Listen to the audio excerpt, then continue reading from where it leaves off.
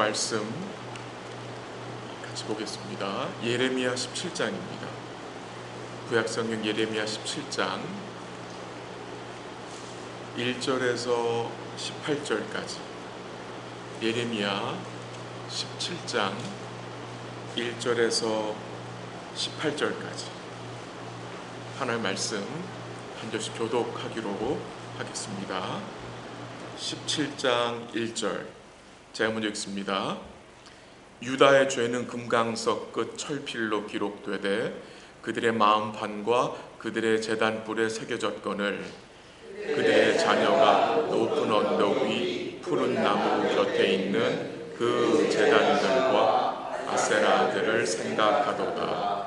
들에 있는 나의 산아, 내 온 영토의 죄로 말미암아 내가 내 재산과 내 모든 보물과 산당들로 노략을 당하게 하리니 내가 내게 준 내 기업에서 내 손을 뗄 것이며 또 내가 너하여금 너의 알지 못하는 땅에서 내 원수를 섬기게 하리니 이는 너희가 내 노를 맹렬하게 하여 영원히 타는 불을 일으켰습니다. 여호와께서 이와 같이 말씀하시니라. 무릇 사람을 믿으며 육신으로 그의 힘을 삼고 마음이 여호와에게서 떠난 그 사람은 저주를 받을 것이라. 그는 사막의 떨기나무 같아서 좋은 일이 오는 것을 보지 못하고 광야 간조한 땅, 번거로운 땅, 사람이 살지 않는 땅에 사니라. 그러나 무릇 여호와를 의지하며 여호와를 의뢰하는 그 사람은 복을 받을 것이라. 그는 물가에 심어진 나무가 그 뿌리를 강변에 뻗치고 더위가 올라오고 두려워하지 아니하며 그 입이 청청하며 강우는 해도 걱정이 없고 결실이 그치지 아니함 같으니라. 만물보다 거짓되고 심히 부패한 것은 마음이라. 누가 능히 이를 알리오마는 나 여호와는 심령을 살피며 해부를 시험하고 각각 그의 행위와 그의 행실대로 보응하나니 불의로 치부하는 자는 자고새가 낳지 아니한 알을 품음 같아서 그의 중년에 그것이 떠나겠고 마침내 어리석은 자가 되리라. 영화로우신 시작부터 높이 계시며 우리의 성소이시며 이스라엘의 소망이신 여호와여, 무릇 주를 버리는 자는 다 수치를 당할 것이라. 무릇 여호와를 떠나는 자는 흙의 기록이 되오리니 이는 생수의 근원이신 여호와를 버림이니이다. 여호와여, 나의 찬송이시오니 나를 고치소서. 그리하시면 낫겠나이다. 나를 구원하소서. 그리하시면 내가 구원을 얻으리이다. 보라, 그들이 내게 이르기를 여호와의 말씀이 어디 있느냐, 이제 임하게 할지어다 하나이다. 나는 목자의 직분에서 물러가지 아니하고 주를 따라 싸우며 재앙의 날도 내가 원하지 아니하였음을 주께서 아시는 바라. 내 입술에서 나온 것이 주의 목전에 있나이다. 주는 내게 두려움이 되지 마옵소서. 재앙의 날에 주는 나의 피난처시니이다.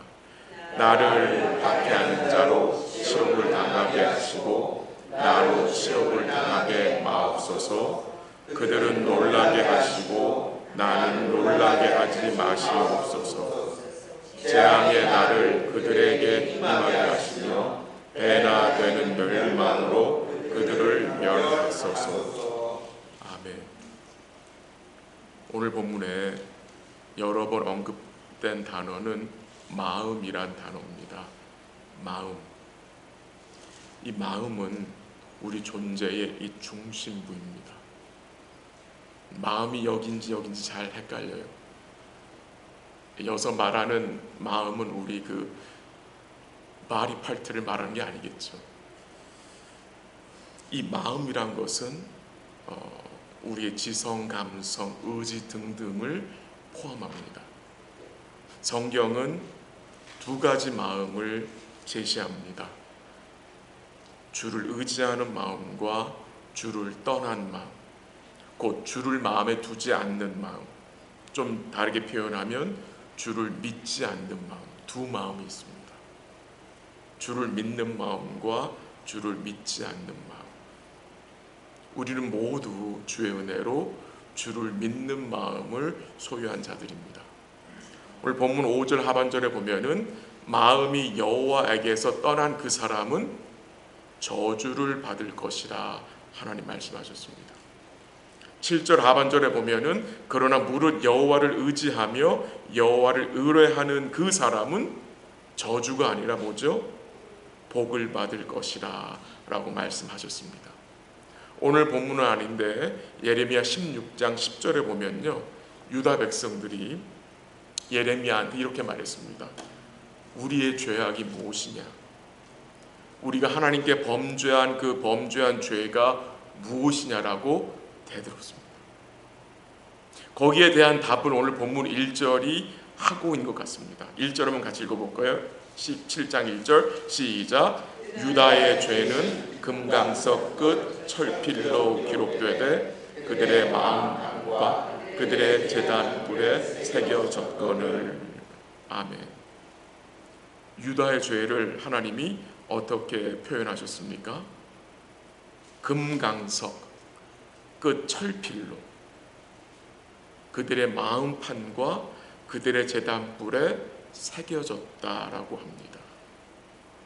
마치 정으로 그 돌에 이 글씨를 새기는 거 여러분 보신 적 있으시죠? 저도 옛날에 그 생활에 다니니까 그 정으로 이 돌에 이름을 새기는 그걸 본 적이 있는데, 이 죄인들 마음에 이 죄가 아주 깊이 새겨졌다는 증거를 1절에서 하고 있습니다. 그러니까 이 죄가 유다 백성들의 마음을 장악하고 있다라고, 그래서 핑계치 못한다는 말이죠. 하나님은 너희의 죄가 명백하게 너희 마음과 제단뿔에 새겨져 있다는 것을 말씀하심으로 너희가 부인할 수 없다는 거예요. 2절에 보면은 이 유다 백성의 자녀들이 누구를 생각한다고 합니까? 아세라들을 생각한다고 합니다.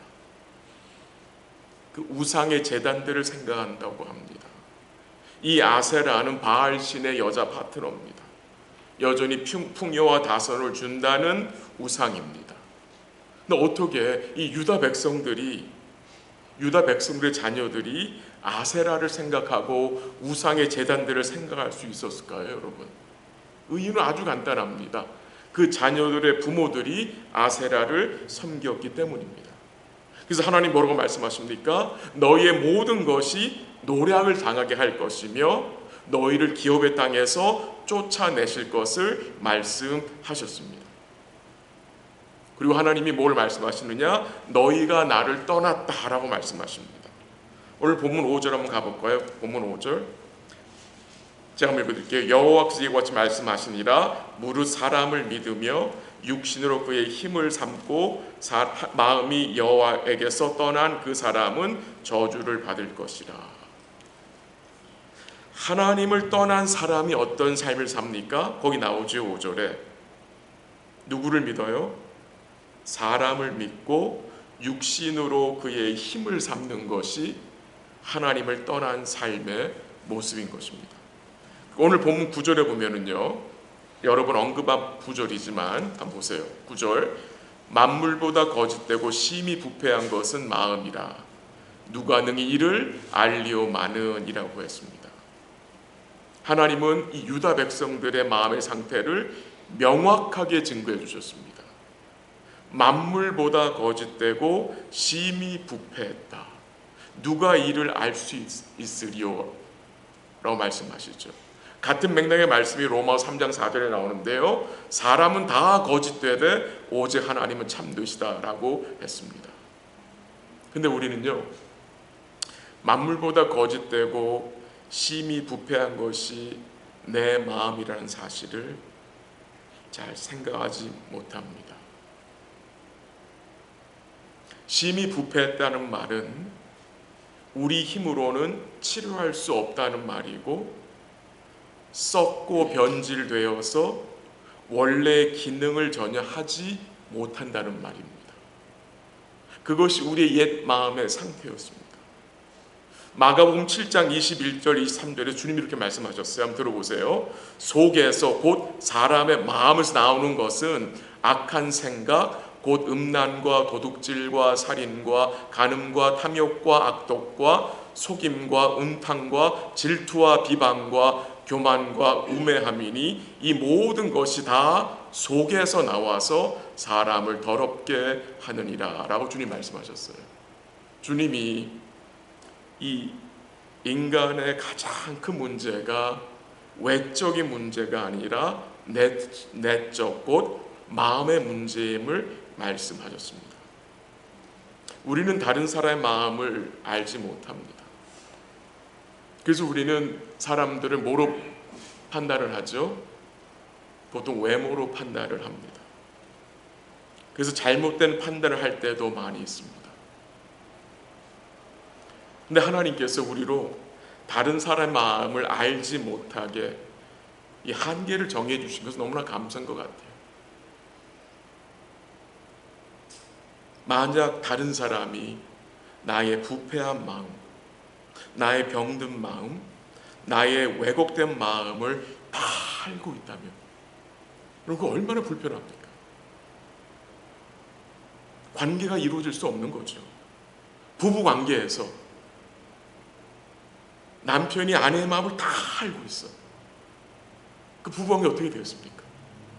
부모와 자녀 관계에서, 목사와 성도 관계에서 여러분이 제 속에 있는 모든 생각을 다 알고 있다면 제 설교 들을 수 있겠습니까? 듣지 못하는 거죠. 하나님만 우리의 마음을 아세요. 하나님만. 그리고 9절 마지막에 뭐라고 말씀을 하세요? 누가 능히 이를 알리요? 누가 능히 이를 알리요? 무슨 말씀하시는 것입니까? 우리의 이 부패한 마음을, 우리의 거짓한 마음을 우리 스스로는 알지 못한다는 것입니다. 그럼 어떻게 알 수 있느냐? 오직 하나님이 내가 얼마나 부패한 마음을 가지고 있는지를 알게 해주셔야지 아는 거예요. 그 은혜가 아니면 평생 몰라요. 모릅니다.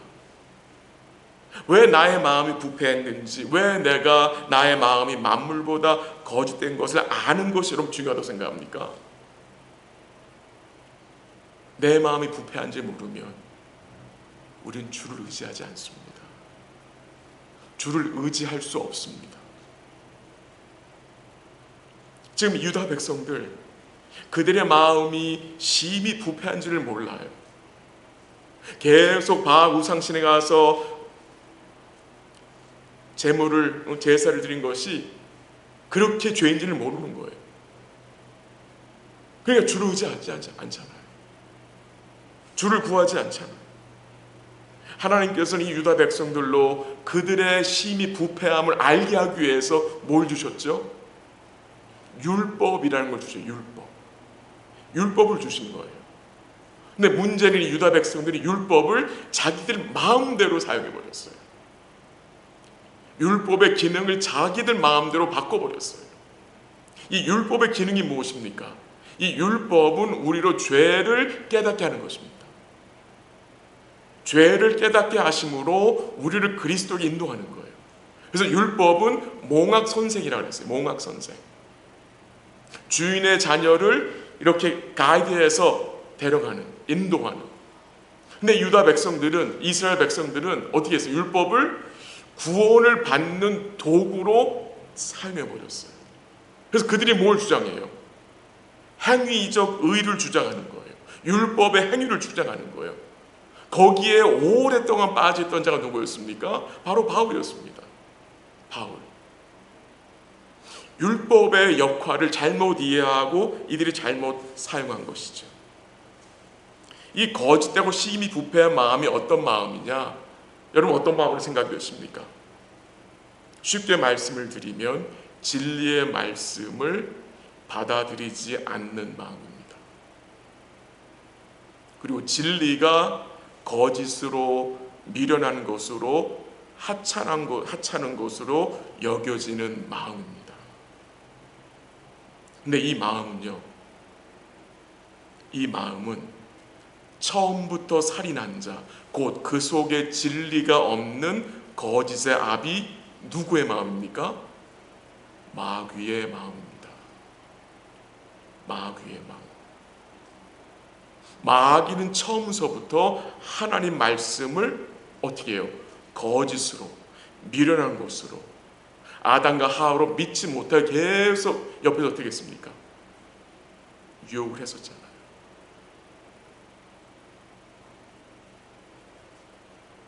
11절 한번 보세요. 11절. 불의로 치부하는 자는 자고새가 낳지 아니한 알을 품음 같아서 그의 중년의 것이 떠나겠고 마침내 어리석은 자가 되리라. 이 부패한 마음으로 인간은 불의로 치부한다는 말씀을 하시면서 자고새 예를 들어요. 자고새. 이 한국에는 자고새가 서식하지 않는다고 해요. 이 자고새는 팔레스타인 지역에 많이 서식한다는데, 이 자고새는 남의 둥지에 가서 자기가 낳지 않은 그 알을 훔쳐와요. 훔쳐다가 품어요.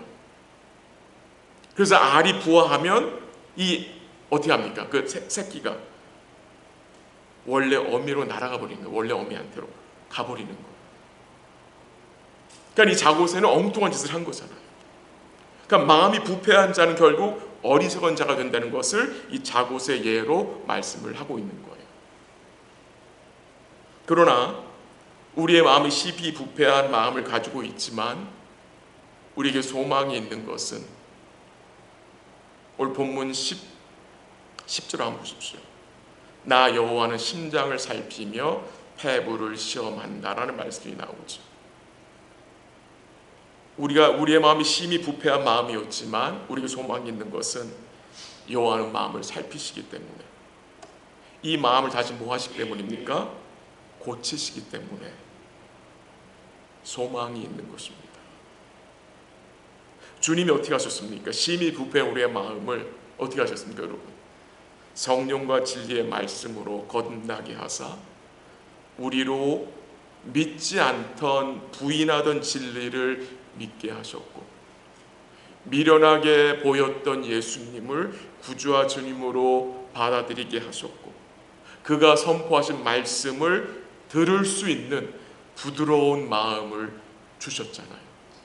그래서 그 결과로 이제 내가 틀렸고 내가 죄인이고 하나님만이 의롭다, 하나님만이 옳다는 것을 깨닫게 하셨잖아요. 근데 그런 과정에서 우리가 뭘 깨달았습니까? 나의 마음이 심히 썩었음을 우리는 말씀을 통해 알게 되므로 어떻게 됐습니까? 주를 의지하게 된 것입니다. 이게 구원의 현행인 것입니다. 주를 의지하게 된 거예요. 이 복된 사실을 깨달은 예레미야가 뭐라고 기도했습니까? 예레미야 17장 14절 한번 가보세요. 17장 14절 한번 같이 읽어볼까요? 14절 시작.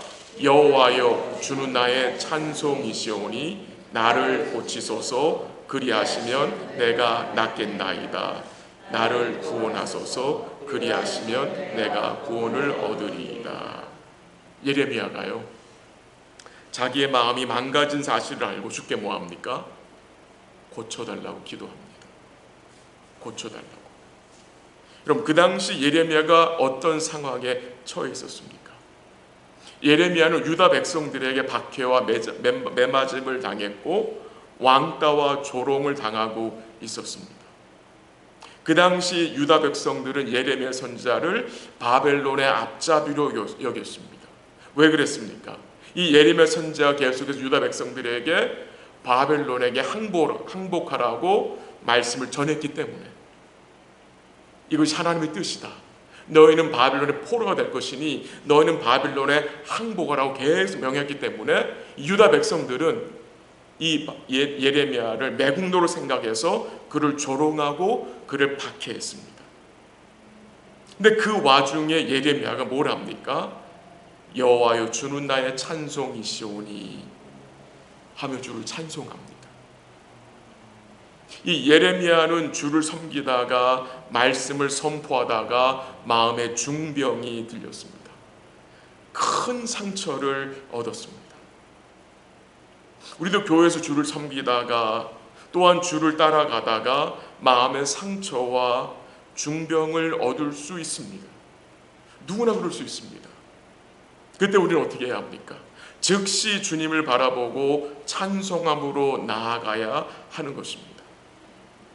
주님을 향한 찬양은, 찬송은 우리가 찬양할 만한 상황이 되어서 하는 것이 아닙니다. 우리가 하나님을 찬양할 만한 그 여건이 돼서 주님을 찬양하는 것이 아니라 주님이 찬양을 받으시기에 합당하신 분이기에 하는 것입니다. 주님은 우리의 모든 상황을 초월해서 찬양을 받으시기에 합당하신 분이기 때문입니다. 계시록 5장 12절 한번 읽어 들어보세요. 죽임을 당하신 어린 양은 능력과 부와 지혜와 힘과 존귀와 영광과 찬송을 받으시기에 합당하도다 라고 했습니다. 우리 위에 죽임을 당하신 어린 양은 세세토록 찬송을 받으시기에 합당하신 분이기에 여러분과 제가 무슨 일을 만나거나 당하든지 우린 주님 뭐 해야 합니까? 찬송해야 합니다. 왜 주님을 찬송해야 합니까? 14절에 증거된 대로 우리 주님은 소망의 주님이시고 우리를 고치시며 구원하시는 분이기 때문입니다. 예레미야는 계속해서 이 예루살렘에 임할 하나님의 심판을 증거했습니다. 근데 오랜 시간 동안 하나님 어떻게 하셨어요? 그 심판을, 그 징계를 내리지 않으셨어요. 무슨 말입니까? 하나님이 이 유다 백성들이 돌아오기를 오래 참고 기다렸어요. 그러니까 심판이 임하지 않잖아요. 징계가 임하지 않잖아요. 그랬더니 이 유다 백성들 어떻게 합니까? 예레미야를 대적합니다. 당신이 전한 그 말씀을 좀 임하게 해봐라. 네가 전한 것이 이 예루살렘에 징계가 임한다고 말하지 않았느냐? 심판이 임한다고 말하지 않았느냐? 그 심판을 이제 좀 임하게 하라고 예레미야를 조롱한 것입니다. 그 내용이 15절에 나옵니다. 한번 15절 보세요. 같이 읽어볼까요? 시작. 보라, 그들이 내게 이르기를 여호와의 말씀이 어디 있느냐? 이제 임하게 할지어다 하나이다. 그렇죠. 도대체 네가 전한 말이 이루어지지 않는다. 그러니까 너는 가짜다. 네가 전한 말은 다 엉터리다라고 지금 말하고 있는 것입니다. 만약에 저와 여러분이 이 예레미야 입장이었다면 여러분 마음이 어떻겠습니까? 너무도 괴롭고 힘들었을 것입니다. 그럼 예레미야는 어떻게 합니까? 계속 하나님의 심판과 징계의 말씀을 전합니다. 근데 그 말씀을 전하면서 여러분 예레미야 마음속에 어떤 마음이 있었겠습니까? 이 말씀이 임하지 않기를 그가 원하지 않았겠습니까? 이게 너무나 힘든 거예요. 심판을 선포하는데 마음 한 구석에서는 이 심판이 임하지 않기를, 그래서 이 백성들이 돌아오기를 그가 얼마나 원했겠습니까? 그가 그걸 얼마나 기도했겠습니까? 입에서는 하나님 주신 말씀을 선포해야 되기 때문에 그 말씀이 선포되는데 마음 한 구석에서는 이 심판이 임하지 않기를 너무도 원하는 거예요. 이 심판이 임하지 않도록 이 백성들이 돌아오기를 그가 얼마나 기도한 것입니까? 그 내용이 나와요. 16절 가보세요. 16절 나는 목자의 직분에서 물러가지 아니하고 주를 따라 싸우며 재앙의 날도 내가 원하지 아니하였음을 주께서 아시는 바라 라고 말하죠. 이 백성들의 재앙이 임하는 것을 예레미야는 원했습니까? 원하지 않았어요. 원하지 않았어요. 근데 그는 전했어요. 하나님 전하라고 하시니까 그것을 전해놓고 이 예레미야는 이 백성들이 돌아오기를 정말 간절히 기도하고 기대하며 증거한 거예요. 근데 아무 열매가 없어요. 백성들이 꿈쩍도 하지 않아요. 도로 이 백성들은 하나님의 심판이 더디 임한다고 네가 전한 말씀이 가짜다, 너는 가짜 선지자다 라고 좀 조롱을 하고 있는 거예요. 그러니 예레미야 마음이 어떠했겠습니까?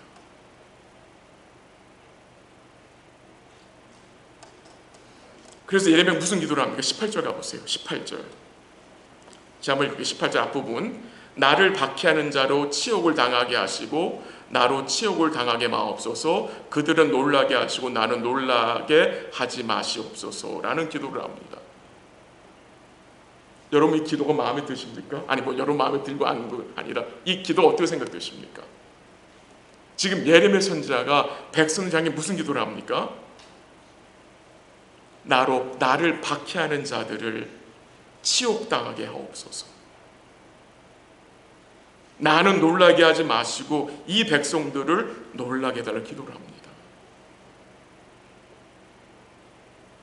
여러분 어떻게 생각하세요? 이 기도 예레미야가 하면 안 되는 기도입니까?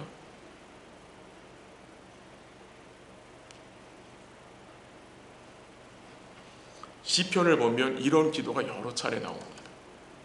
다윗도 이런 기도를 한 적이 있습니다.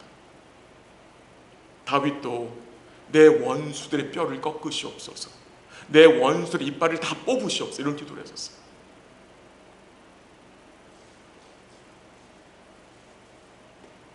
저도 잘 모르겠어요. 이런 기도를 어떻게 설명을 들어야 하는지. 그러나 분명한 사실은 한 가지 있습니다. 예레미야는 이 예레미야를 대적하고 박해하는 자들을 위해서 뭐 했습니까? 예레미야 스스로 작전을 짜서 자기를 감옥에 들어가게 하고 자기를 조롱하고 자기를 핍박하고 예레미야를 자신을 때린 자들을 리스트를 딱 종이에 적어서 이 사람한테는 내가 이렇게 하겠다, 내가 이 사람들 내가 돌을 던지겠다, 내가 이 사람 집에 가서는 불을 지르겠다. 즉 예레미야는 자기를 박해한 그 유다 백성을 향해서 스스로 원수를 갚으려고 했습니까? 하지 않았습니까? 하지 않았습니다. 그럼 그가 한 것은 무엇입니까? 자기를 박해하는 자들을 뭐 했습니까? 하나님께 맡겼습니다. 맡겼습니다.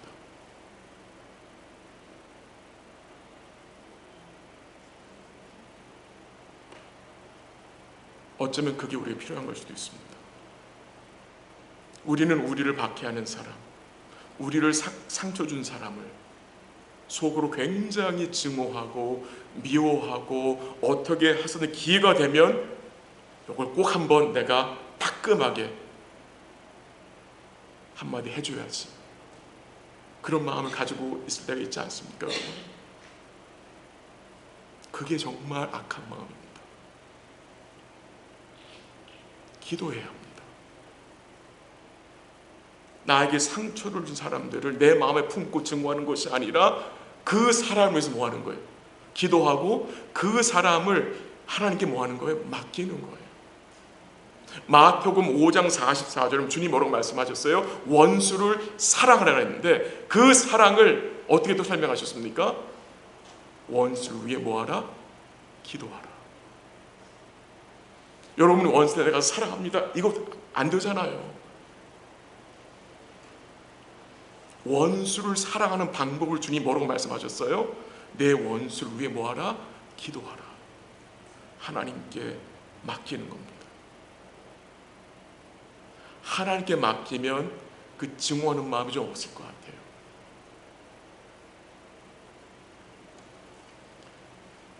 이 예레미야가 그 당한 그 고통, 말로 표현이 안 되겠죠. 여러분 그의 마음이 얼마나 아프겠습니까? 16장에서는 예레미야 결혼하지 말라 그랬어요. 자녀 두지 말라 그랬어요. 이 사명을 감당하기 때문에 하지 말아라. 잔치집도 가지 마라. 초상집도 가지 마라. 일단 이 예레미야는 이 백성들을 위해서 말씀을 전하기 위해서 모든 헌신한 거잖아요. 생명을 내놓고 말씀을 증거했는데 이 백성이 돌아오지 않는 거예요. 조금이라도 열매가 보이면 위로가 될 텐데 이 섬김의 열매가 전혀 보이지 않아요. 정말 이 손 털고 나오고 싶지 않았겠습니까? 도망가고 싶지 않았겠습니까? 어떻게 해서 그 자리를 빠져나오고 싶지 않았겠습니까? 근데 그 16절에 보면 예레미야가 뭐라고 말합니까? 한번 보세요. 원래 그 16절에는요, 난으로 시작되는 게 아니라 그러나로 시작이 되는 거예요. 그러나가 빠졌어요. 16절에 한번 읽어드릴게요. 그러나 나는 목자의 직분에서 물러가지 아니하고 주를 따라 싸우며 라고 합니다. 여러분 놀랍지 않습니까? 저는 이게 너무나 놀라워요. 그러나 나는 하나님 맡겨주신 그 목자의 직분에서 물러나지 않고 주를 따랐다고 합니다. 이 무슨 말입니까? 무슨 의미입니까? 유다 백성들이 말씀을 듣지 않고 믿지 않았어도, 내가 증거한 말씀 때문에 그들이 나를 해하려 하고 핍박했어도 나는 목자의 직분에서 물러가지 않고 끝까지 전하였고 주를 따랐다는 고백입니다. 이 예레미야의 모습과 유다 백성들의 모습이 너무도 대조가 되는 것입니다. 그럼 여기서 한 가지를 기억할 것이 있습니다. 어떻게 예레미야가 이처럼 그의 말씀을 지키고 주를 의지하고 따를 수 있었을까라는 질문을 던집니다. 그게 어떻게 가능했을까요? 지난주 주님 말씀하셨죠. 15장에서 예레미야가 뭘 말씀하셨습니까? 내가 너를 강하게 하고 내가 너를 복을 주리라. 주님이 예레미야로 강하게 하셔서 마음을 지켜 주신 것입니다. 이것이 주님의 은혜인 것입니다. 하나님 약속하셨잖아요. 내가 너의 마음을, 너를 강하게 하리라. 예레미야는 말씀 때문에 고통받고 핍박받고 고난을 당하는데 말씀 선포를 포기하지 않았고 목자의 직분을 내려놓지 않고 주를 따라갔대요. 그게 어떻게 가능하냐? 예레미야가 잘나서 절대 아니죠. 주의 은혜가 그와 함께하여 그를 강하게 하였기 때문에 그가 뭐한 겁니까? 견디게 된 것입니다. 이것이 우리의 모습을 반영하는 것입니다. 우리는 어떤 상황에 처한다 할지라도 계속된 어려움 속에서 우리는 뭘 포기하지 말아야 합니까? 말씀 포기하지 말고 그 상황에서 뭐 해야 합니까? 주를 찬송해야 합니다. 주를 찬송해야 합니다. 예레미야의 고백처럼 내가 주의 말씀을 얻어먹어 내 심령 기쁨이 있었다 그러잖아요. 얻어먹는 것입니다. 말씀을 얻어먹어야 합니다. 왜요? 그 말씀은 우리의 심령을 뭐하는 말씀입니까? 깨끗하게 하고 살리는 능력이 있기 때문에 그 말씀은 우리의 마음을 뭐하는 말씀입니까? 고치고 굳은 것을 펴고 새롭게 하는 말씀이기 때문에 또한 그 말씀은 우리로 죄를 억제하게 하는 능력을 소유한 말씀이기 때문에 근데 우리가 말씀을 포기하잖아요. 말씀을 멀리하게 되면 말씀을 놓아버리면 주님께 소망을 두고 찬송할 수 있는 힘을 뭐하게 됩니까? 잃게 됩니다. 우리 사랑하는 성도 여러분, 이 땅의 삶과 이 주를 따라가는 삶이 때로는 혼란스럽고 실망스럽고 때로는 고통스럽지만 우리는 여전히 주를 찬송해야 합니다. 그 이유가 무엇입니까? 주 여호와가 우리의 소망이시기 때문에 주께 소망을 둘 때 뭐 할 수 있습니까? 다시 힘을 낼 수 있는 것입니다. 우리는 하나님의 은혜와 사랑 그리고 그의 긍휼과 구원을 확신하는 자들 아닙니까? 우리는 하나님께 소망을 둔 자들 아닙니까? 우리 성도들 마음속에 이 찬송의 샘이 마르지 않기를 기도하고요. 주를 향한 감사가 마르지 않기를 기도합니다. 특별히 이 계속된 어려움 가운데 우리 모두가 주를 의지하고 살 수 있는 이 복된 마음 달라고 기도하시길 부탁을 드리고 또 말씀으로 여러분의 마음을 잘 지키시기를 바랍니다. 여러분 집에 누가 와서 문을 두드리면 문 잘 열어줍니까? 요만한 걸 보죠? 보고 열어주죠. 그 문을 열어도 함부로 들어오지 않게 하죠.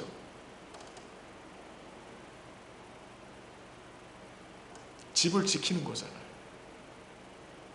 우리가 주의 은혜를 의지하여 우리 마음의 집을 잘 지켜야 합니다. 이 세상의 혼란스러운 것들이 들어오지 않도록 이 말씀으로 바리케이드를 쳐야 하는 것입니다. 그것이 우리가 감당해야 할 사명이기 때문입니다. 예전에 우리는 내 힘과 사람 의지하며 살았었는데 이제는 주의 은혜로 나의 마음이 만물보다 거짓되고 심히 부패했다는 사실을 알게 하심으로 내 자신이 아니라 주를 믿게 하셨고 주를 의지하는 자로 불러주셨다는 사실을 기억하시고요.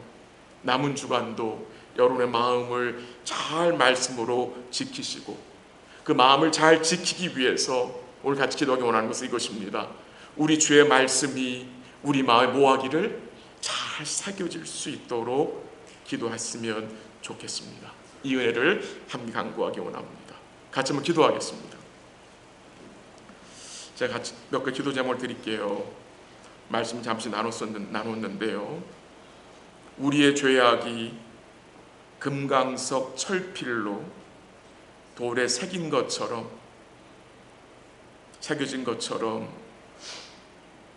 우리 안에 있는 죄, 우리 스스로 지울 수 없었던 자들입니다. 그러나 하나님께서 우리를 사랑하사 약속하신 아들을 내어주셨고요. 심히 부패한 마음을 성령과 말씀으로 새롭게 하셨음을 감사하시고요. 우리 마음속에 주의 말씀이 잘 새겨질 수 있도록 주의 말씀을 잘 우리가 얻어먹고 살 수 있도록 기도하시고요.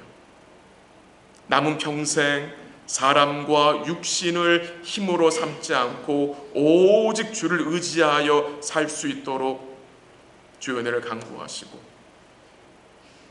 주님께 우리의 마음을 살펴달라고 기도하시고요.